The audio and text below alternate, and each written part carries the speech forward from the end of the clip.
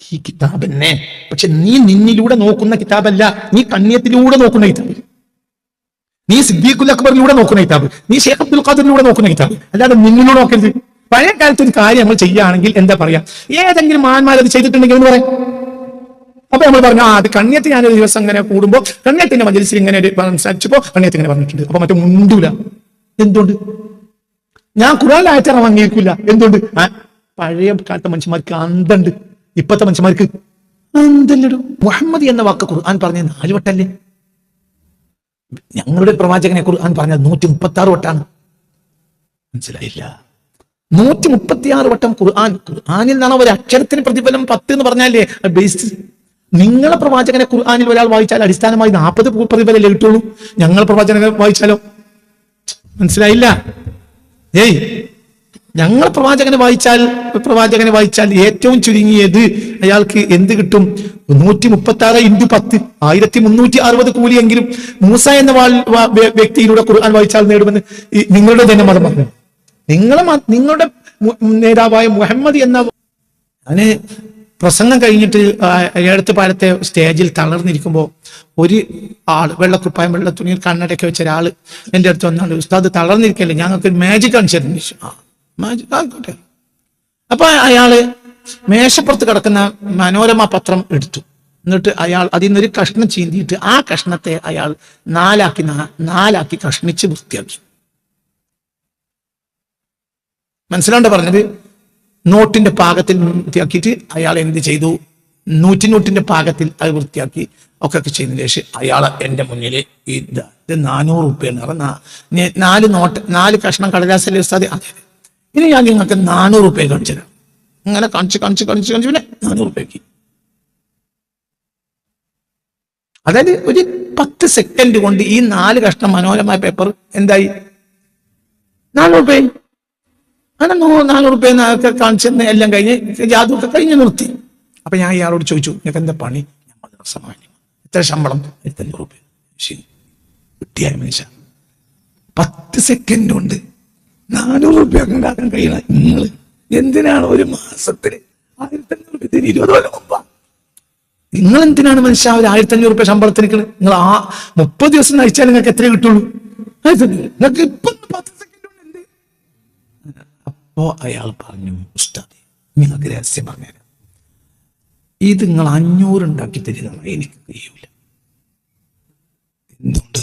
എന്റെ കയ്യിൽ ഓൾറെഡി 400 റുപ്യ ഉണ്ട്. എന്റെ ഫാസ്റ്റായ മൂവ്മെന്റിനിടയിൽ കടലാസ് മാറ്റി നോട്ടാക്കിയത് നിങ്ങൾ കണ്ടില്ല. നിങ്ങൾക്ക് മനസ്സിലാക്കാൻ കഴിയില്ല. അത്രയും ഫാസ്റ്റായിട്ടാണ് ഞാനത് ചെയ്തത്. മനസ്സിലായില്ല? ഇതാണ് കൺകെട്ട്. ഇതെന്തല്ല കുട്ടിയൊക്കെ അരി വാങ്ങണമെങ്കിൽ എന്ത് വേണം? അത് റേഷൻ കൂടി പോയിട്ട് ഞാൻ അടിയുടെ കാര്യമല്ല. മനസ്സിലായോ? ഇതല്ല മൂസനബിന്റെ വെള്ളം. ഇലക്കണക്കായ ആളുകൾ വെള്ളം കുടിക്കുക. യാഥാർത്ഥ്യ. പക്ഷെ ഇന്ന് നമ്മൾ നിരീശ്വരവാദികളുടെ മുന്നിൽ തോറ്റു. ബുദ്ധിക്കപ്പുറം അമ്പിയാക്കൾ പറഞ്ഞൊക്കെ ബുദ്ധിക്കപ്പുറ. പക്ഷെ ചിലപ്പോൾ ബുദ്ധിക്കുളിലേക്ക് ഇറങ്ങി വന്നേക്കാം. എന്തുകൊണ്ട്? സമൂഹത്തെ സംസ്കരിക്കാൻ വേണ്ടി. പക്ഷെ അവർ പറഞ്ഞ പലതും അപ്പുറത്ത്. സ്വർഗം എന്നൊക്കെ പറഞ്ഞാൽ നിങ്ങൾ സ്വർഗത്തെ പറ്റി പഠിക്കാത്തതുകൊണ്ട് സ്വർഗത്തെ പറ്റി പഠിച്ചെന്നോ ഈശ്വരവാദിയോ? അല്ലെങ്കിൽ നിങ്ങൾ എത്തിപ്പായണം, അന്തമായി അംഗീകരിക്കണം. ഇന്നഫിൽ ജനത്തിലെ ശരീരം ഒരു ഉദാഹരണം പറയാം. സ്വർഗത്തിൽ ഒരു മരമുണ്ട്.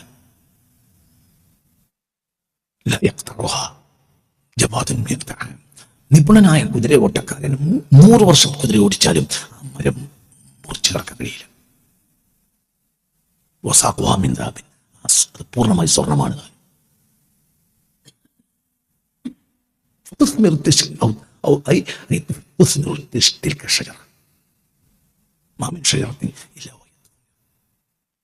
അതായത് സ്വർഗത്തിലൊരു മരമുണ്ട്, ഒരു മരം. ആ മരം, സ്വർഗത്തിലെ എല്ലാ മരവും സ്വർണ്ണം.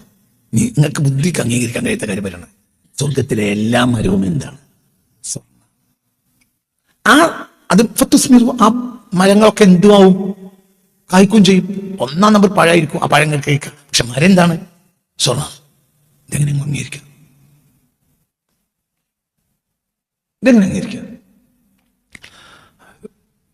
പഴം എന്ത്? പഴം, വാഴപ്പഴം, കദളിപ്പഴം, മറ്റേ മനസ്സിലായില്ല, മാതളം, നീർമാതളം, ഇതൊക്കെ തന്നെയാ പഴം. പക്ഷെ മരം എന്തായിരിക്കും? ഇപ്പൊ വാഴപ്പഴം ഉണ്ടാവും, പക്ഷെ വാഴ എന്തായിരിക്കും?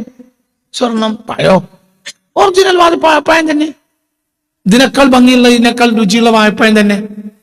ഭൂമിയിലെ വാഴപ്പഴത്തിനേക്കാൾ രുചിയുള്ള വാഴപ്പഴം, പക്ഷെ വാഴയോ സ്വർണം. സ്വർണമായ വാഴക്ക് സ്വർണമായ പഴം ഉണ്ടായ ഓക്കെ ആയിക്കോട്ടെ എന്ന് പറഞ്ഞാലും അംഗീകരിക്കാൻ കഴിയണില്ല, എന്നാലും ആയിക്കോട്ടെ എന്ന് നമുക്ക് പറയാം. അതേ സമയത്ത് സ്വർണമായ വാഴപ്പഴത്തിന് നല്ല 1-ാം നമ്പർ വാഴപ്പഴം പിന്നെ ഭക്ഷണമായി തരികയാണെങ്കിൽ അത് അതിന്റെ അപ്പുറം തന്നെ.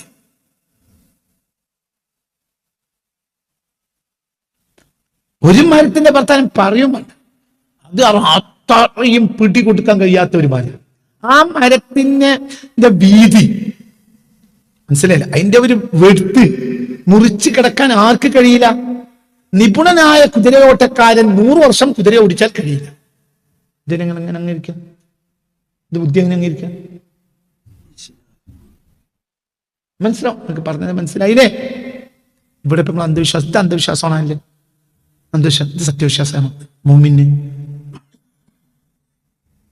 ഇതിപ്പോ ഈ ഹദീസ് നമ്മൾ നേരെ ഒരു വൃത്തിയായി എഴുതി, നല്ല ഒരു ഷാറുള്ള അക്ഷരത്തെറ്റൊന്നും ഇല്ലാത്ത ഒരാളെ കൊണ്ട് വൃത്തിയായി തിരിച്ച് മാതൃഭൂമിക്ക് അയച്ചും സങ്കല്പിക്കും, മാതൃഭൂമി തിരിച്ചേക്കും.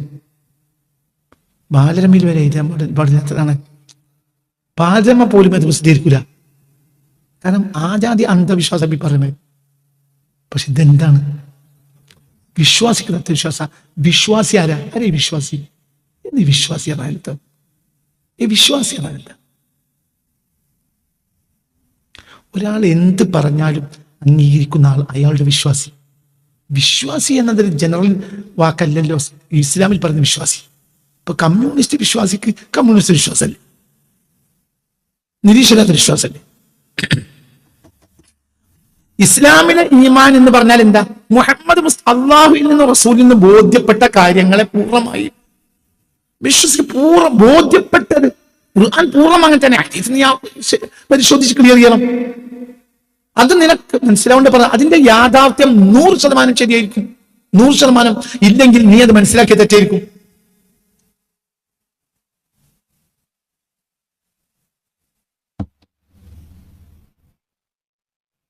നിങ്ങൾക്ക് പറഞ്ഞത് മനസ്സിലായോ? മനുഷ്യൻ ചന്ദ്രനിൽ കാലുകുത്തും എന്ന ചർച്ച നടക്കുന്ന കാലത്ത് മൊറോക്കോയിലെ ഒരു പണ്ഡിതൻ ചന്ദ്രനിൽ കാലുകുത്താൻ മനുഷ്യന് കഴിയില്ല എന്ന് വാദിച്ചു. പിന്നീട് 960 അവസാനം മനുഷ്യൻ ചന്ദ്രനിൽ കാലുകുത്തി. അപ്പോൾ ഒരു സംഘം ആളുകൾ ഈ പണ്ഡിതന്റെ അടുത്തേക്ക് എത്തി. അപ്പോൾ ആ പണ്ഡിതൻ എന്ത് പറഞ്ഞു? രണ്ടാമൊരു കാര്യമേ സംഭവിക്കും. ഒരാൾ ഖുർആൻ നോക്കി ഗവേഷണം നടത്തി എന്ത് പറഞ്ഞു? മനുഷ്യൻ ചന്ദ്രനിൽ കാലുകുത്താൻ കഴിയില്ല. ഖുർആൻ നോക്കി മനുഷ്യൻ ചന്ദ്രനിൽ കാലുകുത്തൂല എന്നൊരു ആയത്ത് ഖുർആനിൽ ഇല്ല. പിന്നെ ഗവേഷണങ്ങളാണ്. ഈ ഗവേഷണം വെച്ച് ഖുർആൻ ഈ പണ്ഡിതൻ എന്ത് പറഞ്ഞതാ. അപ്പൊ പിന്നീട് ചന്ദ്രൻ കാല് കുത്തിയപ്പോൾ ഒരു സംഘം ആളുകൾ ഈ പണ്ഡിതനെ സമീപിച്ചു. നിങ്ങളല്ലേ ഖുർആൻ നോക്കിയിട്ട് മനുഷ്യൻ ചന്ദ്രൻ കാലുകുത്താൻ കഴിയില്ല എന്ന് പറഞ്ഞിരുന്നത്? അപ്പോൾ ആ പണ്ഡിതൻ പറഞ്ഞു, രണ്ടാലൊരു കാര്യം സംഭവിച്ചിട്ടുണ്ടാവും. ഒന്നിരിക്കൽ എന്റെ ഗവേഷണം തെറ്റായിട്ടുണ്ടാവും, അല്ലെങ്കിൽ ഒരു ചന്ദ്രൻ കാലുകുത്തിയിട്ടുണ്ടാവില്ല. ഇപ്പോൾ ലോകത്ത് ധാരാളം സയന്റിസ്റ്റുകൾ മനുഷ്യൻ ചന്ദ്രനിൽ കാലുകുത്തിയിട്ടില്ല എന്ന അഭിപ്രായത്തിലാണ്. അമേരിക്ക നടത്തിയ നാടകമാണ്, അതിന്റെ കൂടെയില്ല. അല്ലാതെ എന്ത് തെറ്റൂല? ഖുർആൻ മനസ്സിലായില്ല, എന്ത് തെറ്റൂല? ഖുർആനിൽ നിന്ന് നമ്മൾ മനസ്സിലാക്കിയത് തെറ്റും. ഖുർആനിൽ നിന്ന് നമ്മൾ മനസ്സിലാക്കിയത് തെറ്റും. അതുകൊണ്ടാണ് സാധാരണക്കാർക്ക് ഒരിക്കലും വേദഗ്രന്ഥം അവസാനത്തെ അവലംബമല്ല. ഞാൻ ഖുർആനെ പറ്റി ഒരു വാക്ക് പറയാം. വേദങ്ങളെല്ലാം കണ്ണാടിയാണ്. വേദങ്ങൾ അത് കണ്ണാടിയാണ്. ഒരു ഖുർആന്റെ പ്രതിനിധി, ഒരു മുസാഫിർക്ക് എടുത്തോ.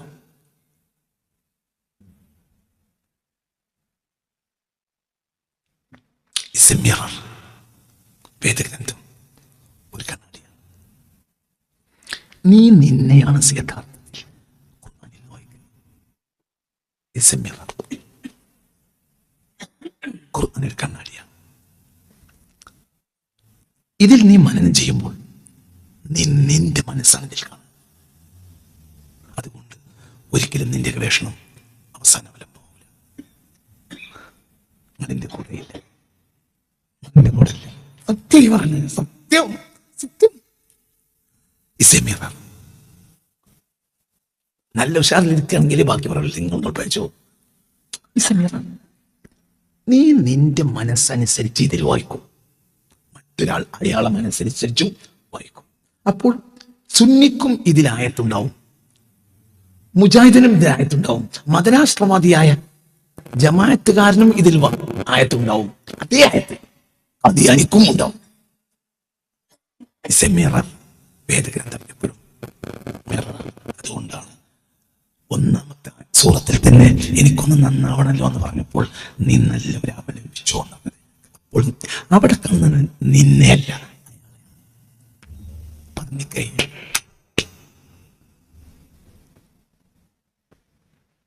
ഞാനൊരു കമ്മിറ്റി ഉണ്ടാക്കിയാൽ എനിക്ക് ഓസ്കാർ അവാർഡ് എന്റെ പാട്ടക്കാരൻ സത്യമാണ്. ഖുർആനൊരു മിററാണ്, എന്നാൽ വ്യക്തി മിററല്ല. നീ ആയത്തിൽ നിന്നെ കാണുക. ഇതിൽ ഈ ഖുർആൻ നോക്കിയിട്ട് അമുസ്ലിങ്ങളെ കൊല്ലണം എന്നൊരായത്ത് ഞാൻ കാണുന്നില്ല. ഞാൻ ഈ കഴിഞ്ഞ വർഷം ഈ 2025 എൻ്റെ ഒരു സ്റ്റേറ്റ്മെന്റ് നിങ്ങൾ ശ്രദ്ധിച്ചോ? അമ്പിയാക്കൾ ആരും ഷിർക്കിനെതിരെ യുദ്ധം ചെയ്തിട്ടില്ല. എന്തൊക്കെ പ്രശ്നങ്ങളുണ്ടായി. ഷബിയുടെ വിവാഹപ്രായത്തെ പറ്റി പറഞ്ഞപ്പോൾ ഞാൻ പുസ്തകം പിൻവലിച്ചു. ചില വിഡ്ഢികൾ വിചാരിച്ച എല്ലാ പുസ്തകം വിളിച്ചു. പുസ്തകം തൽക്കാലം വിഷമാണെങ്കിൽ വേണ്ട, ബുദ്ധിമുട്ടുണ്ട്. പക്ഷെ ചരിത്രത്തിലെ 2 തോട്ടിനെ നിഷേധിക്കാൻ കഴിയും. ഓതി പറഞ്ഞാലും പിന്നെ നിങ്ങളുടെ അസഹിഷ്ണുത കാരണമാണ് ഞാൻ പറഞ്ഞ വാക്കുകൾ ഏറ്റവും. ചരിത്രത്തിൽ ഇത് 2 വായനുണ്ട്, 100% ഞാൻ പറഞ്ഞ സത്യം. അതേസമയത്ത് ആ പുസ്തകം നിറവ് എന്ന പുസ്തകം ചോദിച്ചു. മറ്റു പുസ്തകങ്ങളൊക്കെ നിർബന്ധമായി വായിച്ചിരിക്കണം. ഈ പുസ്തകം വായിക്കേണ്ട പുസ്തകം തന്നെയാണ്, പക്ഷെ കുറച്ചല്ലെങ്കിൽ ഞങ്ങൾക്ക് വായിക്കാൻ കഴിയും. ഇപ്പം ഞാൻ ഇപ്പൊ പറഞ്ഞുകൊണ്ടത് എന്താ പറഞ്ഞേ അപ്പൊ ഒരു സ്റ്റേറ്റ്മെന്റ് ഈ 2025 എന്റെ സ്റ്റേറ്റ്മെന്റ് എന്താ? അതേ സമയത്ത് ടെററിസ്റ്റ് ഇതേ വേദഗ്രന്ഥം വായിച്ചിട്ടാണ് എന്ത് പറയുന്നത്? യുദ്ധങ്ങൾ മുഴുവനും ഷിർക്കിന് എതിരെയാണ്, ഷിർക്ക് യുദ്ധം ചെയ്ത് നീക്കേണ്ടതാണ്. രണ്ടാളെ അവലംബം എന്താണ്? ഖുർആനാണ്. എന്തുകൊണ്ടാണ് അങ്ങനെ കഴിഞ്ഞത്? ഖുർആൻ ഒരു മിററായതുകൊണ്ടാണ്, ഒരു കണ്ണാടിയാണ്. അത് നീ അതിന്റെ മുന്നിൽ നിന്നാൽ നിന്റെ മുഖേ തെളിയുള്ളൂ. ഞാൻ പോയി നിന്റെ മുഖേ തെളിയുള്ളൂ. നീ അല്ലാഹു ഇല്ലാന്ന് വേണമെങ്കിൽ നിരീശ്വരവാദിക്ക് ഇതിൽ ആയത്തുണ്ടാക്കാൻ കണ്ടിട്ട് കഴിഞ്ഞേക്കും. മുഹമ്മദ് മുസ്തഫ ശരിയല്ല എന്നതിന് ഒരിക്കൽ ജെറൂസലേമിൽ വെച്ച് ഒരു സംഘം ജൂതന്മാർ എന്നെ തടഞ്ഞു നിർത്തി. ഞാൻ ജെറൂസലേമിന് താഴെ ഭാഗത്ത് വിശാലമായ മെഡിറ്ററേനിയൻ സീ ഇങ്ങനെ വരുന്ന ഏരിയ. അപ്പൊ അവിടെ പോയി ഒരു ഒഴിവുള്ള ദിവസം ഞാൻ അങ്ങനെ പോയിട്ട് കടപ്പുറത്ത് പോയി. നല്ല സമയമുണ്ട്, കാരണം ഞങ്ങളൊരു ബസ്സിലാണ് പോയത്. അപ്പൊ ബാക്കിയുള്ളവരൊക്കെ പോയി, ഞാൻ ഒറ്റയ്ക്ക് വരിക. അപ്പൊ വരുമ്പോ ഇങ്ങനെ ഒരു കുന്നിങ്ങനെ കയറുന്ന സ്ഥലത്ത് ഒരു 3-4 ആളുകൾ, പിന്നെ ജൂതന്മാരുടെ സയനിസ്റ്റുകൾക്ക് ചില പ്രത്യേക തരം തൊപ്പികളുണ്ട്, ആ തൊപ്പിട്ട് നിൽക്കുന്നുണ്ട്. അവർ മെല്ലെ മെല്ലെ മെല്ലെ മെല്ലെ എന്നോട് വേറെ അറിയിക്കും. അങ്ങനെ ചോദിച്ചു ഞാൻ ഇന്ത്യക്കാരൻ അങ്ങനെ പറഞ്ഞ് പിന്നെ അവര് ഇതിലേക്ക്. അപ്പൊ അവര് ഖുർആൻ ഓതി സമർപ്പിക്കുകയാണ്. മുഹമ്മദ് നബി മൂസയെ പോലെ മഹാനല്ല. അതിനവർക്ക് ന്യായം എന്താ അവർ പറഞ്ഞറിയോ? മുഹമ്മദ് എന്ന വാക്ക് ഖുർആൻ പറഞ്ഞത് 4 വട്ടല്ലേ? ഞങ്ങളുടെ പ്രവാചകനെ ഖുർആൻ പറഞ്ഞത് 136 വട്ടാണ്. മനസ്സിലായില്ല? 136 വട്ടം ഖുർആനിൽ നിന്നാണ് ഒരു അക്ഷരത്തിന് പ്രതിഫലം 10 എന്ന് പറഞ്ഞാലേ ബേസ്. നിങ്ങളെ പ്രവാചകനെ ഖുർആനിൽ ഒരാൾ വായിച്ചാൽ അടിസ്ഥാനമായി 40 പ്രതിഫലല്ലേ കിട്ടുള്ളൂ. ഞങ്ങളെ പ്രവാചകനെ വായിച്ചാലോ? മനസ്സിലായില്ല? ഞങ്ങളെ പ്രവാചകനെ വായിച്ചാൽ ഏറ്റവും ചുരുങ്ങിയത് അയാൾക്ക് എന്ത് കിട്ടും? 136 × 10 1360 കൂലിയെങ്കിലും മൂസ എന്ന വ്യക്തിയിലൂടെ ഖുർആൻ വായിച്ചാൽ നേടുമെന്ന് നിങ്ങളുടെ തന്നെ മതം പറഞ്ഞു. നിങ്ങളുടെ നേതാവായ മുഹമ്മദ് എന്ന വ്യക്തിയുടെ നാമത്തിലൂടെ ഖുർആൻ ഒരാൾക്ക് പരമാവധി അടിസ്ഥാനപരമായി നേടാവുന്നത് എത്രയാണ്? 40. ഞങ്ങളെ പ്രവാചകൻ വഴി 1360 ആയ മേലെ. അപ്പൊ നിങ്ങളെ പ്രവാചകന്റെ നാമം കൊണ്ടാണോ മഹത്വം? ഞങ്ങളെ പ്രവാചകന്റെ മഹത്വമുള്ളല്ലേ ഖുർആൻ പറയും? നിങ്ങൾക്ക് പറഞ്ഞ മനസ്സിലായോ? അവർക്ക് മൂസ വലിയ ആളെന്നുള്ളതിന് മിററും എന്തെന്നെയാണ്? ഖുർആനാണ്. അപ്പൊ ഖുർആൻ എന്നത് നീ അതുകൊണ്ടാണ് ഖുർആൻ പരിഭാഷ അവലംബമാക്കരുത് എന്ന് പറഞ്ഞത്. എനിക്കെതിരാണ്, ഉള്ളിന്റെ ഉള്ളിൽ എതിരാണ്. കാരണം ഖുർആൻ മിറർ മാത്രം. നിങ്ങൾ എന്ത് ആകാശം പൊളിഞ്ഞാൽ ഞാൻ അഭിപ്രായം. കാരണം ഇത് ഒരു ദിവസത്തെ അഭിപ്രായമല്ല, 25 കൊല്ലത്തെ ഗവേഷണമാണ്. ഖുർആൻ കിതാബ്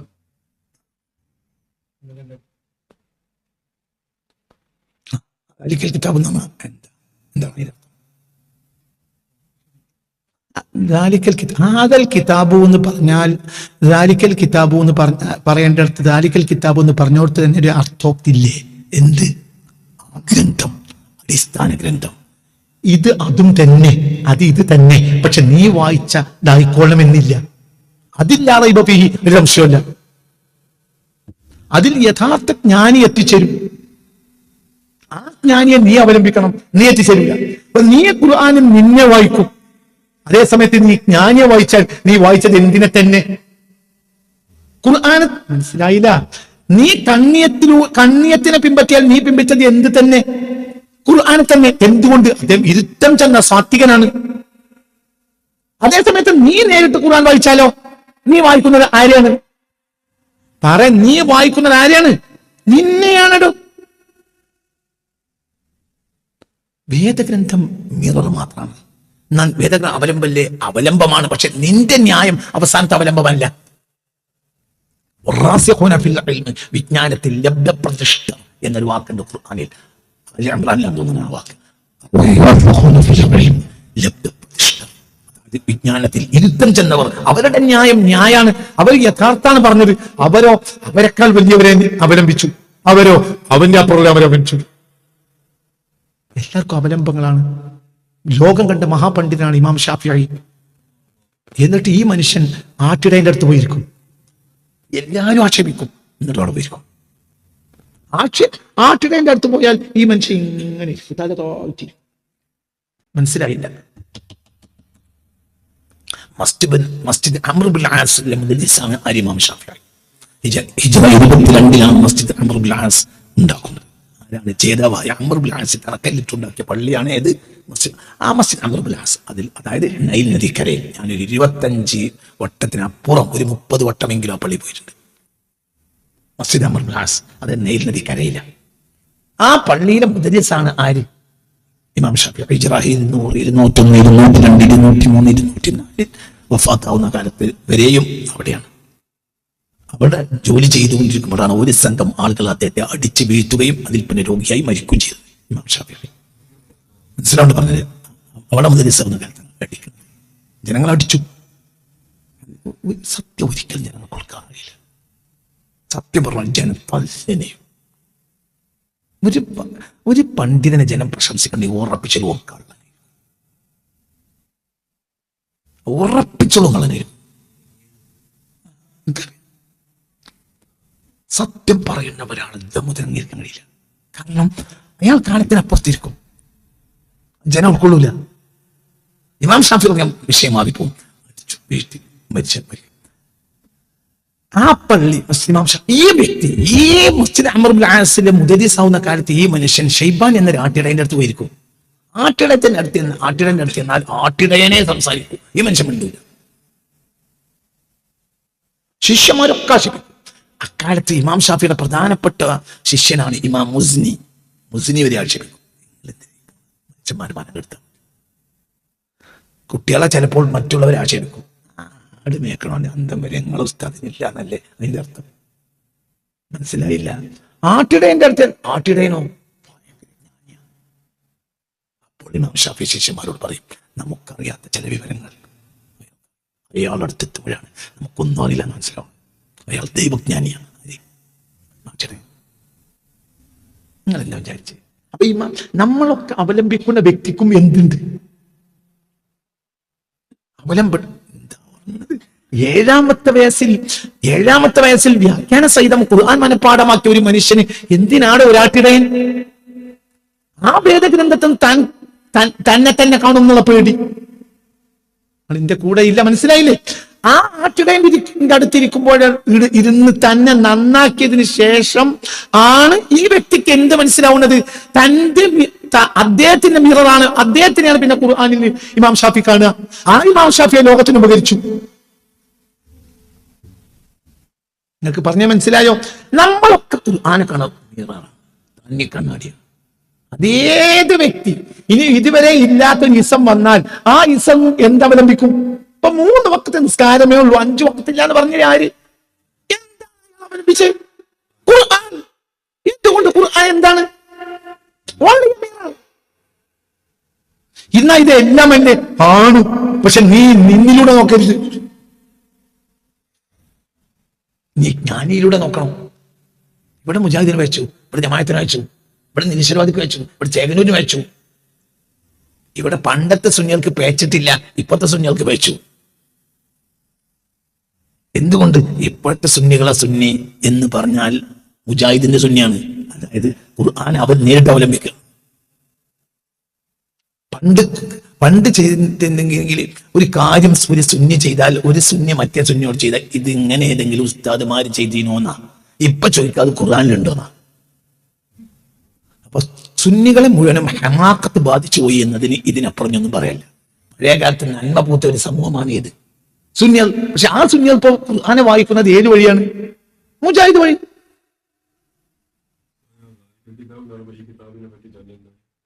ഈ കിതാബന്നെ, പക്ഷെ നീ നിന്നിലൂടെ നോക്കുന്ന കിതാബല്ല, നീ കണ്ണിയത്തിലൂടെ നോക്കുന്ന കിതാബ്, നീ സിദ്ദീഖുൽ അക്ബറിലൂടെ നോക്കുന്ന കിതാബ്, നീ ഷെയ്ഖ് അബ്ദുൽ ഖാദിറിലൂടെ നോക്കുന്ന കിതാബ്, അല്ലാതെ നിന്നിലൂടെ നോക്കരുത്. പഴയ കാലത്ത് ഒരു കാര്യം നമ്മൾ ചെയ്യുകയാണെങ്കിൽ എന്താ പറയാ? ഏതെങ്കിലും മാന്മാരത് ചെയ്തിട്ടുണ്ടെങ്കിൽ എന്ന് പറയാം. അപ്പൊ നമ്മൾ പറഞ്ഞു, അത് കണ്ണിയത്ത് ഞാനൊരു ദിവസം ഇങ്ങനെ കൂടുമ്പോ കണ്ണിയത്തിന്റെ മജ്‌ലിസിൽ ഇങ്ങനെ ഒരു സംസാരിച്ചപ്പോ കണ്ണിയത്ത് ഇങ്ങനെ പറഞ്ഞിട്ടുണ്ട്. അപ്പൊ മറ്റേ മുണ്ടൂല. എന്തുകൊണ്ട്? ഞാൻ ഖുർആനിലായിട്ട് അംഗീകരിക്കില്ല. എന്തുകൊണ്ട്? പഴയ കാലത്തെ മനുഷ്യന്മാർക്ക് അന്തണ്ട്, ഇപ്പത്തെ മനുഷ്യന്മാർക്ക് അന്തല്ലടോ. എന്തെന്താണ് നിങ്ങൾക്ക് പറയുന്നത് മനസ്സിലാവണില്ലേ? പണ്ട കാലത്തെ സുന്നികള് അന്തള്ള ഒരു ജനതയാണ്. ഇപ്പൊ എന്തില്ല, അതല്ല. ഒരു വേഗം ചോദിക്കുന്നത് ആയത്തുണ്ടോ ഹദീസുണ്ടോന്നോ? ആയത്തുണ്ടോ ഹദീസുണ്ടോ എന്ന് ചോദിച്ചാൽ അതല്ല അന്തക്കട. എന്തുകൊണ്ട്? ആയത്തും ഹദീസും നീയല്ലേ നോക്കണ്. അപ്പൊ നിന്റെ താല്പര്യമല്ലേ എടുക്കാണ്?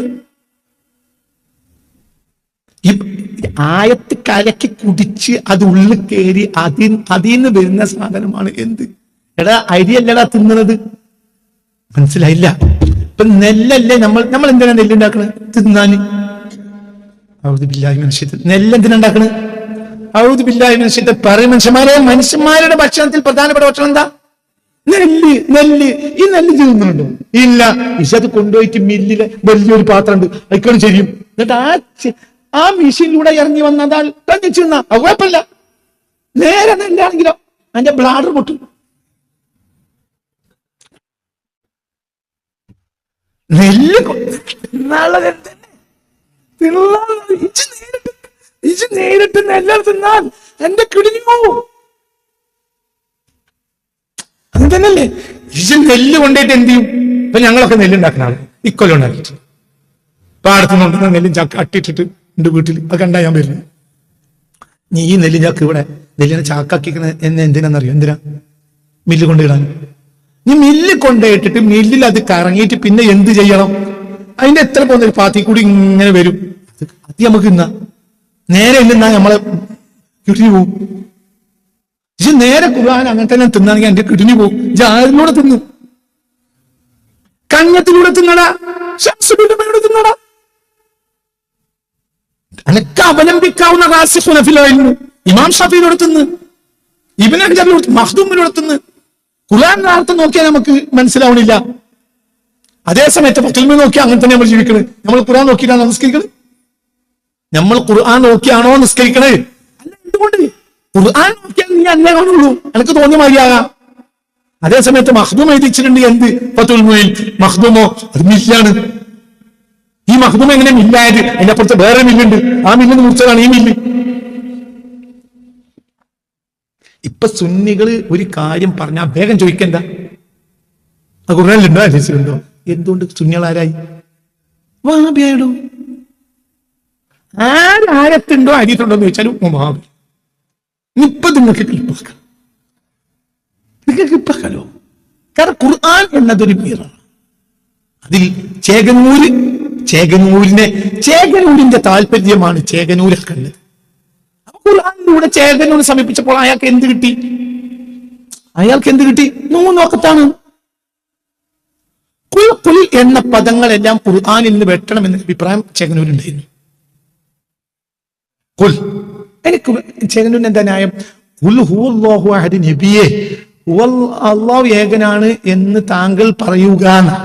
അപ്പൊ അതെന്തിനാ നബി പറയേണ്ട ആവശ്യം? നബി ഹുവല്ലാഹു അഹദ് എന്ന് പറഞ്ഞാൽ പോലെ എന്നാണ് ചേകനൂരിന്റെ ഭാഷ. ബുദ്ധിക്ക് യോജിക്കണം അതന്നെയാണ് താനും. നിങ്ങൾ എന്റെ കൂടെ ഇല്ല. രാവിലത്തെ പരീക്ഷ ഉച്ചക്ക് ശേഷം ആക്കാൻ പറയും കേട്ടോ എന്ന് ഞാൻ അഷ്റഫ് മാഷോട് പറഞ്ഞു. ഞാൻ ഇവിടെ ഇന്നിപ്പോ നിങ്ങൾ ക്ലാസ് തുടങ്ങിയാൽ പറയാൻ രാവിലെ കുട്ടികൾക്ക് ഒരു മീറ്റിംഗ് ഉണ്ട്, പെട്ടെന്ന് ഉണ്ടാക്കിയത്. അപ്പൊ പരീക്ഷ ഒന്ന് മാറ്റിച്ചാളി, ഇന്നൊരു പരീക്ഷയുള്ളൂ, അത് ഉച്ചയ്ക്ക് ശേഷം മാറ്റിക്കളി. ഞാനിപ്പോ ക്ലാസ്സിൽ പറഞ്ഞു. ക്ലാസ് തുടങ്ങിയപ്പോൾ പിന്നെ അദ്ദേഹത്തോട് പറഞ്ഞു, ഇനി അദ്ദേഹം പോയിട്ട് സ്റ്റാഫിന്റെ ഗ്രൂപ്പ് ഉണ്ട്, ഈ സ്റ്റാഫ് ഗ്രൂപ്പിൽ എന്താ പറയണ്ടത്? രാവിലത്തെ പരീക്ഷ ഉച്ചക്കാക്കിക്കോളൂ എന്ന് പറയൂ എന്ന് പറയണ്ടയില്ലല്ലോ എന്നാ ചെങ്ങന്നൂരിന്റെ ഭാഷ.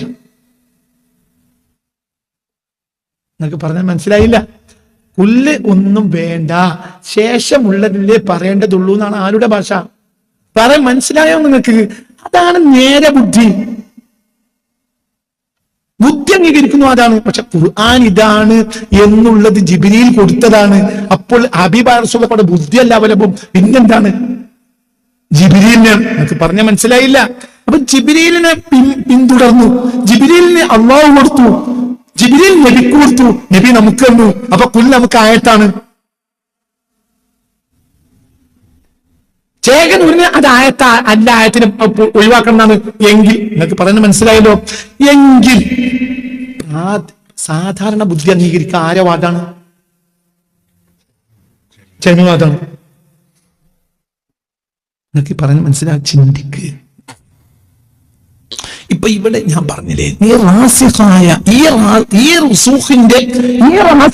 വ്യക്തികളുടെ ആദ്യത്തെ അവലംബമാണ് മുഹമ്മദ് സ്വല്ലല്ലാഹു അലൈഹി വസല്ലം. ഈ വ്യക്തികളെയൊക്കെ അന്ധമായി അന്ധം. ചില ആളുകൾ എന്റെ കുട്ടിക്കാലത്ത് എന്തെങ്കിലും ചെയ്താൽ തന്നെ അത് പൊതു അഭിപ്രായത്തിനെതിരായാൽ പോലും അവരത് ചെയ്യും. ചെയ്തിട്ട് പറയും, അവരോട് അഭിപ്രായക്കേട് ചോദിച്ചാൽ കണ്യത്തിനോട് ഇങ്ങനെ പറഞ്ഞു, മറ്റവരോടൊന്നും പറയില്ല. കണ്യത്ത് അവർക്ക് എന്താണ്? അതേ സമയത്ത് അങ്ങനെ ഒരു ഹദീസ് ഉണ്ടാവും, വിശ്വസിക്കൂല. കാരണം ആ ഹദീസിന് അപ്പുറത്ത് തഖ്സീസ് വേറുണ്ടാവും, തഅമീം വേറുണ്ടാവും. അതേ സമയത്ത് ഈ തഖ്സീസും തഅമീമും എല്ലാം കൂടി ചേർന്ന ഒരു മില്ലാണ് ആര്? കണ്യത്ത്. കണ്യത്തിലൂടെ അറിഞ്ഞാൽ നമുക്ക് ഒന്നും ചെയ്യാം. നമ്മൾ ഇതിലൂടെ നമ്മുടെ ഈ വിവരമില്ലാത്ത നമ്മൾ ഇതിനെ മാത്രം അവലംബമാക്കുമ്പോൾ നമ്മൾ അവലംബമാക്കുന്ന ആരെ തന്നെയാണ്? നമ്മളെ തന്നെയാണ്. ഇതാണ് വഹാബിക്ക് 100 വട്ടം പറ്റിയത്. വഹാബിനോട് ചെറിച്ചും കളിച്ച് നടക്കുന്ന കൗമിനോട് ഇത് പറഞ്ഞിട്ട് കാര്യമില്ല. ആ പിഴവിലേക്ക് ഇപ്പൊ സുന്നി അതപ്പതിച്ചു. ഇനി സുന്നികൾക്ക് അതപ്പതിക്കണ കാലം. സുന്നികൾ ഇനി അതപ്പതിക്കുക, അതപ്പതിച്ച് തകർന്ന് നശിച്ചു. എന്തുകൊണ്ട് പഠിച്ചു? ഇത് നമ്മളെ രീതിയല്ല. ഒരു കാര്യത്തിൽ ഫത്വൽ മുഅ്മിനുണ്ട് പറഞ്ഞാൽ നമുക്ക് രീതിയാണ്. എന്തുകൊണ്ട്? ഈ ഖുർആനും ഹദീസും ഇട്ട ഒരു മില്ലാണ് ആര്? മഖ്ദൂം. അവർക്ക് അപ്പുറത്ത് വേറെ മില്ലുണ്ട്, അത് ഇബ്നു ഹജറാണ്. അവർക്ക് അതിനപ്പുറത്തെ മില്ലുണ്ട്, അത് സക്കരിയ അൻസാരിയാണ്. അതിനപ്പുറത്ത് വേറെ മില്ലുണ്ട്, അത് ഇമാം നവവിയാണ്. അതിനപ്പുറത്ത് വേറെ മില്ലുണ്ട്, ഇമാം ഷാഫിഈയാണ്. അതിനപ്പുറത്ത് അവർക്ക് വേറെ മില്ലുണ്ട്, അത് ഇമാം നാഫിയാണ്. അതിനപ്പുറത്ത് ഇബ്നു ഉമറാണ്. ആ ഇബ്നു ഉമറാണ് ആരെ നേരിട്ട് കാണുന്നത്? പുണ്യ റസൂലിനെ, അല്ലെങ്കിൽ അബൂ ഹുറൈറയെ, അല്ലെങ്കിൽ അനസ് ബിൻ മാലിക്കിനെ. ഈ മില്ല് വഴി കടന്നു വന്ന ചോറ് നമ്മൾ ഒന്നാ പറ്റുള്ളൂ. നേരിട്ട് ഖുർആൻ അവിടെ ആരെ തള്ളി? ഇവരൊക്കെ തള്ളി. അത് നമുക്ക് ദഹിക്കൂല, അത് നമ്മളെ കിടലി കളയും. മനസ്സിലായി? 100% പേക്കും. ഇന്നത്തെ പോക്ക് സുന്നികൾ പേപ്പിക്കും. പേച്ചു കഴിഞ്ഞു സുന്നികൾ പേച്ചു കഴിഞ്ഞു. ആയത്തിൻ്റെ ഹദീസിൻ്റെ പുതിയ ചോദ്യം പിഴവാണ്. മനസ്സിലാവേണ്ട പറഞ്ഞത്. എന്നാൽ എന്തുകൊണ്ട് ഒരു ഇമാമിങ്ങൾ ആ ഇമാമീന് ഏതായത്താണാവോ ഏതോ ഹദീത്താണാവോ അവലംബം എന്ന് അന്വേഷിക്കുന്നതിൽ തെറ്റില്ല. അപ്പൊ നമ്മൾ നേരിട്ട് ഹദീത്ത് കണ്ടാലും നമുക്കത് അവലംബിക്കാൻ പറ്റില്ല. അതേസമയത്ത് റാസിഖീങ്ങളായ ആളുകൾക്ക് അവലംബിക്കാം. ലബ്ധപ്രതിഷ്ഠർ വ്യാസൻ എന്നത് ഒരാളല്ല എന്നും അഭിപ്രായം. ഓരോ കാലത്തും വേദത്തെ സമൂഹത്തിന് വേണ്ടി മിതപ്പെടുത്തി കൊടുത്ത ആൾ വ്യാസനാണ്. വ്യാസൻ എന്ന വാക്കിന് സംയോജകൻ എന്നാണ്. വിഷയം മാറി പറഞ്ഞ് മനസ്സിലായില്ലേ? അതായത് ചിന്തിക്കണം. വ്യാസൻ എന്ന വാക്ക് സംയോജകനാണ്. സംയോജകർ ഒരുപാട് വന്നു പോയിട്ടുണ്ട്. ഭാഷ പറഞ്ഞ് മനസ്സിലായി, വളരെ ചിന്തിക്കണം. ഞാൻ MTയുടെ 2-ാം മൂലം വായിച്ചപ്പോഴാണ് യഥാർത്ഥത്തിൽ കുരുക്ഷേത്രത്തെക്കുറിച്ച്, യുദ്ധത്തെക്കുറിച്ചും ഗീതയെക്കുറിച്ചൊക്കെ വേറെ അഭിപ്രായം എൻ്റെ മനസ്സിൽ വന്നത്. നേരത്തെ ഞാൻ മഹാഭാരതം വായിച്ചിട്ടുണ്ട്, പക്ഷെ പിന്നീട് ഞാൻ അതിൻ്റെ യുദ്ധകാന്ഡം അവലംബിച്ചാണ് എന്ത് എഴുതിയത്, 2-ാം മൂലം എഴുതുന്നത് MT. അപ്പൊ വ്യാസനെ പറ്റി പഠിക്കുമ്പോൾ വ്യാസൻ ഓരോ കാലഘട്ടത്തിലും വേദത്തെ സമൂഹത്തിന് പാകപ്പെടുത്തി കൊടുത്ത ആളുകളാണ് അവർ. അതാണ് ആ മതത്തിന്റെ രഹസ്യം. നമ്മളെ മതം, നമ്മളെ വേദം ഓരോ കാലഘട്ടത്തിലും സമൂഹത്തിന് വേണ്ടി അതങ്ങനെ തന്നെ 25 മഹാപണ്ഡിതന്മാർ അവർ പറഞ്ഞാൽ അത് അവലംബിക്കാൻ പറ്റൂല. നമുക്ക് നേരെ ആയത്തെടുത്താൽ നമ്മൾ അവലംബിക്കരുത്. നിങ്ങൾക്ക് പറഞ്ഞത് മനസ്സിലായില്ലേ? ചിന്തിക്കണം. ഉദാഹരണം, ഒരാളുടെ ജനനേന്ദ്രിയം, അയാളുടെ ലിംഗം, മനസ്സിലായില്ലേ? ലൈംഗിക അവയവം. ഈ അവയവം തൊട്ടാൽ ഒന്ന് മുറിയും. അതേ സമയത്ത് ഈ വിഷയത്തിൽ ഹദീസുണ്ട്. എങ്ങനെ? അത് മൂക്കും ചെവിയും പോലെയുള്ള ഒരു അവയവമല്ലേ? ഈ ഹദീസിനെ അവലംബിച്ച ഒരു വ്യക്തിക്ക് ലിംഗത്തിൽ തൊട്ടാൽ സാധാരണ ഒരു കാര്യമാണ് ഒന്നും മുറിയില്ല എന്ന് മനസ്സിലാക്കാം. പക്ഷേ ഒന്ന് മുറിയും എന്നുള്ള സത്യമാണ്. ഒരുത്തൻ അവനവന്റെ ലിംഗത്തിൽ തൊട്ടാൽ ഒന്നും മുറിയും എന്നാണ് നിയമം. അതേ സമയത്ത് ഒരു ഹദീത്ത്, ഈ ഹദീത്ത് എവിടെ വന്നു, എന്തിന്റെ ചുരുക്കിയതാണ്, എന്തിനെ നീട്ടിയതാണെന്ന് മനസ്സിലാക്കാതെ നമ്മൾ ഈ കഷ്ണമോ അല്ലെങ്കിൽ ഹദീത്ത് ഒറ്റക്ക് നിൽക്കുന്നതോ നമ്മൾ വായിച്ചത് നമുക്ക് മനസ്സിലാവില്ല. അത് അവലംബിച്ച ആളുകൾ പേക്കും ചെയ്യും. ലിംഗത്തിൽ തൊട്ടാൽ ഒന്നും മുറിയും, അവനവന്റെ ലൈംഗികാവയവത്തിൽ തൊട്ടാൽ ആണാണെങ്കിൽ പെണ്ണാണ്, അവനവന്റെയോ മറ്റൊരാളുടെയോ ലൈംഗികാവയവത്തിൽ തൊട്ടാൽ ഒന്നും മുറിയും എന്ന കാര്യം ഉറപ്പ്. അതേ സമയത്ത് അത് മൂക്കും ചെവിയും പോലത്തെ ഒരു കഷ്ണല്ലേ, ശരീരത്തിന്റെ ഭാഗമല്ലേ. മൂക്ക് പോലെ വല്ലുദിന് ചെവി പോലെ അത്രയല്ലേ ഉള്ളൂ എന്ന ഹദീസുണ്ട്. പക്ഷെ ഈ ഹദീസ് എന്തിനാന്ന് പഠിക്കണം? അതെല്ലാം പഠിച്ച ആളാണ് ഇമാം ഷാഫിഈ. ആ ആളാണ് തൊട്ട ഉസുമുറി എന്ന് പറയുന്നത്. അപ്പോൾ നമുക്ക് ഈ ഹദീസ് അല്ല അവലംബം, പിന്നെ ആരാണ്? ഷാഫിയാണ്. ഷാഫി ഇല്ലാണ്, ഇതെല്ലാം മൂടി കൊണ്ടിട്ടുണ്ട്. അപ്പൊ പാകായി. അവിടെ നിന്നാണ് ഇപ്പൊ നമ്മൾ എവിടേക്ക് പോരുന്നത്? നേരിട്ട് ഇതിനാണ് അവലംബിക്കുക. അപ്പൊ വേക്കും നിങ്ങൾക്ക് പറഞ്ഞ് മനസ്സിലായില്ല? വളരെ ചിന്തിക്കണം, ചിന്തിക്കണം, അവസാനിപ്പിക്കണം. ചിന്തിക്കണം, മനുഷ്യ ചിന്തിക്കണം. ചിന്തിക്കൂല. ഇതിനാണ് പണി വേണ്ടത്, മറ്റൊരു പണിയില്ലല്ലോ. ഒരായത്ത് കണ്ട മാതിരി അർത്ഥം വെച്ച് തോന്നിയ മാതിരി ജീവിച്ചാൽ എന്ത് പണിയുള്ളത്? എന്ത് പണിയാണ്? അതേ സമയത്ത് ആ ആയത്ത് എന്താണ്, ആ വിഷയത്തിൽ ഇപ്പം മുസാഫ് എല്ലാ വീട്ടിലും ഇല്ലേ? പറയില്ലേ? മുസാഫ് എല്ലാ വീട്ടിലും ഇല്ലേ? ഉണ്ട്. പരിഭാഷയില്ലേ? ഉണ്ട്. എന്നാ പിന്നെ പണ്ഡിതന്മാരോട് അന്വേഷിക്കാൻ നടക്കാൻ എനിക്ക് ഇങ്ങനെ തീരുമാനിച്ചു. അതേ സമയത്ത് അതൊക്കെ ഉള്ള വിഷയ ആള് നമ്മൾ കുടുങ്ങും. എന്ത്? ഇപ്പൊ ഇന്നലെ എന്നോട് ഒമാനിൽ നിന്ന് ഒരാള് അയാളുടെ ഭാര്യ പ്രസവിക്കുമായി ബന്ധപ്പെട്ട ഒരു ചോദ്യം ചോദിച്ചു. ഒരു പേഴ്സണൽ ഒരു കാര്യം. എന്തുകൊണ്ടാണ് അയാൾ എവിടെ? അറബ് നാട്ടിലാണ്, ഖുർആനില്ലേ പഠിച്ച ആളല്ലേ? ആണ്. ഇയാളും ചോദിക്കുന്ന ആളും പഠിച്ച ആളാണ്. പക്ഷെ ചോദിക്കാണ് എന്ത്, ഇങ്ങനെയും ഭാര്യക്ക് രക്തം കണ്ടു, എന്താ ചെയ്യേണ്ടത്? എന്തുകൊണ്ടാണ് അയാൾക്ക് ചോദിക്കേണ്ടി വരുന്നത്? എന്തുകൊണ്ടാണ്? ഈ ആയത്തൊന്നും ഇല്ലാത്തതുകൊണ്ടല്ലല്ലോ. പിന്നെന്താണ്? മനസ്സിലായില്ല. ഈ വിഷയത്തിലെ പണ്ഡിത വീക്ഷണമാണ് യഥാർത്ഥത്തിൽ ജീവിതത്തിൽ പകർത്തേണ്ടത്. അത് ഖുർആനും ഹദീസും മുഴുവനും കൂടി കലക്കിയ സാധനമാണ്. എല്ലാം കൂടി കൂട്ടുക. നിങ്ങൾക്ക് പറഞ്ഞത് മനസ്സിലായില്ലേ? എല്ലാം അത് വേണം.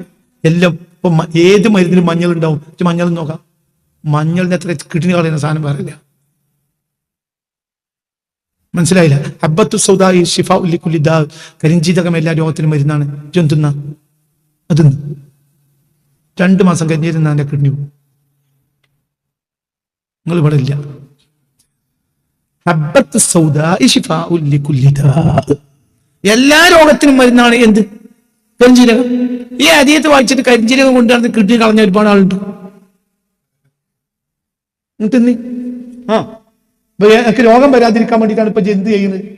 ആ കരിഞ്ചീരകം തിന്നൂട്. അതിന്റെ കീടിനെയാണോ? അത് ആരെ സമീപിക്കണം? ഗോപാലൻ വൈദ്യരെ നബി പറഞ്ഞത് മനസ്സിലാക്കണം. ഈ ഗോപാലൻ വൈദ്യർ അയാളാണ് അതിൽ ഷാഫി ഇമാം.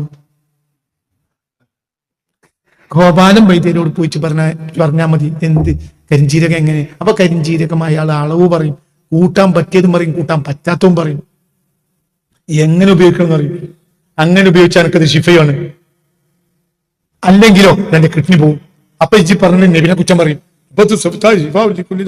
എന്റെ കിഡ്നി പോയി. നബിയുടെ ഉത്തരവാദിയല്ലല്ലോ.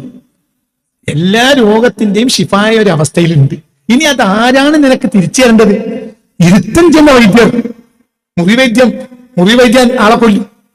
മുറിവൈദ്യനും പറ്റൂല. അതാണ് വഹാബി. ഇന്നത്തെ സുന്നി അത് മുറിവൈദ്യന്മാരാണ്. വഹാബി പണ്ടേ മുറിവൈദ്യനാണ്, ഇപ്പത്തെ സുന്നിയാൾ മുറിവൈദ്യന്മാരാണ്. അപ്പൊ കിഴിഞ്ഞു പോവും. മുറിവൈദ്യൻ ആളെ കൊല്ലും. അവസാനിപ്പിക്കണം. ചിന്തിക്കണം. നമുക്ക് തോന്നിയതോ കാട്ടി നടന്നാൽ തല കൊടുത്ത് ചിന്തിക്കണം. കണ്ണേത്ത് ഒരു കാര്യം കാട്ടി തന്നാൽ അത് അവലംബിക്കാം. ഇതിനകത്തെ കണ്ടിട്ടില്ലെങ്കിലും വേണ്ടില്ല. എന്തുകൊണ്ട്? ആരും മുന്നിൽ തോൽക്കാൻ മടിയില്ലാത്തതാണ്. ഇന്നിപ്പോ തോൽവിയാണ് ഏറ്റവും വലിയ മോശം പറയുന്നത്. കണ്ണിയത്തിനോട് ഒരാൾ തർക്കിച്ചപ്പോൾ കണ്ണിയത്താണ് തെറ്റ് പറഞ്ഞത്. അവസാനം കണ്ണിയത്ത് തോറ്റപ്പോ ഇയാളോട് പറഞ്ഞു, ഞാൻ എന്നോട് തർക്കിച്ചു, മോശം പറഞ്ഞു, മാപ്പാക്കണം. അപ്പൊ പറഞ്ഞു മാപ്പാക്കില്ല. ഈ ജമാഅത്തിന് പള്ളിക്കൽ വരുന്ന ആളുകളോട് പറയണം, അപ്പൊ ഞാനിവനോട് തെറ്റ് ചെയ്തു, ഞങ്ങൾ പരസ്യമായി മാപ്പ് വെച്ചു, അല്ലാതെ മാപ്പ് വെക്കൂല. കണ്ണിയത്ത് ജമാഅത്ത് കഴിഞ്ഞ് വരുമ്പോൾ എണീറ്റുന്ന ആൾ പറഞ്ഞു, ഞാനും പിന്നെ തിരക്കുണ്ടായി, ഞാനാണ് തോറ്റാറ്. അന്ന് സംസ്ഥാന പ്രസിഡന്റാണ്. ആരും എന്നെ തോൽക്കാൻ ഒരു മടിയില്ല. എന്തുകൊണ്ട്? പടച്ചോനെയാണ് പേടി, നാട്ടുകാരല്ല. നാട്ടുകാരിപ്പം ഇങ്ങനെ നാട്ടുകാരോടൊക്കെ തർക്കിച്ചാണ് തോൽക്കുന്ന ആളാണ് കണ്ണിയത്ത് എന്ന് പറയുന്നതിൽ കണ്ണിയത്തിന് വിഷമല്ല, നാട്ടുകാർക്ക് വിഷമം ഉണ്ടായാലും കണ്ണിയത്തിന്റെ പരലോകം രക്ഷപ്പെടുത്തുന്ന ആഗ്രഹം ഈ മനുഷ്യനെ നമുക്ക് അവലംബിക്കാം. നിങ്ങൾക്ക് പറഞ്ഞ മനസ്സിലായ കണ്ട തലീക്കെട്ടിനെ മുഴുവൻ അവലംബിക്കില്ല. ഇജ് കാണുന്ന തലീക്കെട്ടിന്റെ 40% തലീക്കെട്ട് കണ്ണിരുത്തുന്നുണ്ടാവില്ല. തലീക്കെട്ടിന് വലിപ്പം കൂടി അടുത്ത് വരെ നിസ്കരിക്കാൻ പറ്റാത്ത അവസ്ഥ എപ്പോഴും. ഇപ്പൊ 10 മീറ്റർ കൊണ്ടൊക്കെ ഓരോ തലീക്കെട്ട് അരക്കഞ്ച് ബുദ്ധി ഉണ്ടാവില്ല. ബുദ്ധി ഇല്ലെന്ന് നാട്ടുകാർ അറിയാതിരിക്കാൻ വേണ്ടിയിട്ടാണ്. 1.5 മീറ്റർ കൊണ്ട് തല മറിച്ചിട്ടേ ഉള്ളൂ. ഇപ്പൊ എന്റെ നാട്ടിലുള്ളത് മൂല്യമാര് 10 മീറ്റർ കൊണ്ട് ഇങ്ങനെ തിരികെ വെച്ചിട്ടിട്ട് ഇങ്ങനെ ഒന്നായിട്ട് വെക്കുക. കടുന്തൽ കിട്ടുപോലെ കിട്ടുക. മരത്തിന്റെ മേലെ കടുന്തൽ ഉണ്ടാക്കും. ഞങ്ങൾ നെൽപൂരിക്കാർക്ക് ഇതൊക്കെ അറിയാം. മരത്തിന്റെ മേലെ കടുന്തൽ വെച്ച മാതിരിയാണ് ഇന്നത്തെ മൂല്യമാരെ. ചില മൂല്യമാരെ തലയൊക്കെ അടുത്തൊന്നും നിസ്കരിക്കാൻ കഴിയില്ല. കണ്ണിയത്ത് 1.5 മീറ്റർ കൊണ്ട് തലമറിച്ചിട്ടേ ഉള്ളൂ. പക്ഷെ കണ്ണിയത്ത് റാസിഖൂന ഫിൽ ഇൽമിൽ ഉൾപ്പെടുന്നു. കാരണം അള്ളാഹ്നല്ലാതെ പഠിച്ചിട്ടില്ല. ആ മനുഷ്യൻ ഒരു കാര്യം ചെയ്താൽ അത് അവലംബം തന്നെയാണ്. അതേസമയത്ത് ഖുർആനിൽ നീ കണ്ടത് നീ നിന്നെ വായിച്ചതാ. ദീൻ വായിച്ചാല ദീൻ ആരിലാണോ വായിക്കേണ്ടത്? കണ്ണിയത്തിൽ വായിക്കണം, കൈപ്പറ്റയിൽ വായിക്കണം. ബഹുമാനപ്പെട്ട പറഞ്ഞ നേരാണ്, ഷംസുൽ പറഞ്ഞ നേരാണ്, കണ്ണിയത്ത് പറഞ്ഞ നേരാണ്. നമ്മളെ കണ്ട് നമ്മളെ ആയുസിൽ കണ്ടതിൽ ഏറ്റവും വലിയ മഹാന്മാരാണ്. അവരെ തെരഞ്ഞെടുത്തി കൊടുക്കട്ടെ. നമ്മൾ അവലംബിച്ചാൽ എന്തല്ല ഒരിക്കലും അവലംബം. ربنا وفي الآخرة حسنة وقنا عذاب النار وأدخلنا الجنة مع الأبرار يا عزيز يا غفار برحمتك يا أرحم الراحمين يا أرحم الراحمين يا أرحم